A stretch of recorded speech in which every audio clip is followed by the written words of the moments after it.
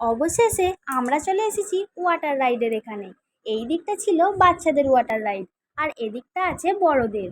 এগুলো তো দেখেই আমার চাপতে ইচ্ছা করছিল, কিন্তু মোমো এতটাই দুষ্টু, নিজে তো কোনো কিছু চাপেও নে আর আমাকেও চাপতে দিতে চাইছিল না। অনেক কষ্টে ওকে মানিয়ে গুছিয়ে আমি ওই মিডিলের যে হোয়াইট কালারের রাইডটা আছে এটাতে চাপতে গিয়েছিলাম। কিন্তু গেলে কি হবে, খুব একটা মজা হয়নি, কারণ আমি যে প্যান্টটা পরে গিয়েছিলাম ওটা সিল্কের ছিল না। তাই জন্য অর্ধেকটা আমার হাতে করে ঠেলে ঠেলেই নামতে হয়েছিল। আমরা 3-4 জন দেখুন পরস্পর আসছি, তা আমাদের সবাইকারই ওই একই অবস্থা হয়েছিল, হাতে করে ঠেলে ঠেলে নামতে হয়েছিল।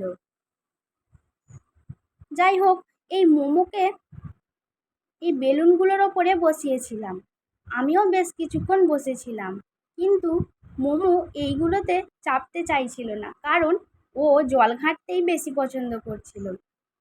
খালি খালি বলছিল, মা আমাকে নামিয়ে দাও, আমি নিচে জল ঘাঁটবো। তাও জোর করে বেশ কিছুক্ষণ বসিয়ে রেখেছিলাম। তারপর এইসব জলেতে হুড়োহুড়ি করার পরে খুব জোরে আমাদের খিদে পেয়ে গিয়েছিল।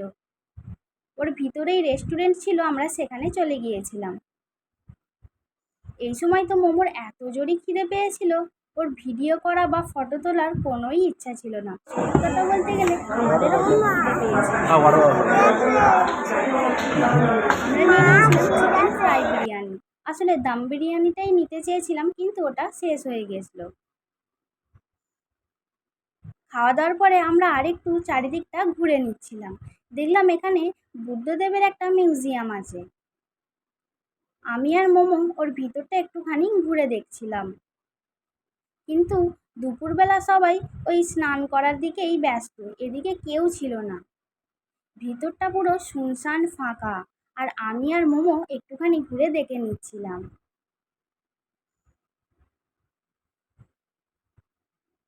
মোমো তো খালি জিজ্ঞাসা করছিল এটা কি, ওটা কি, আর আমি যতটুকু যা জানি ওকে বলছিলাম।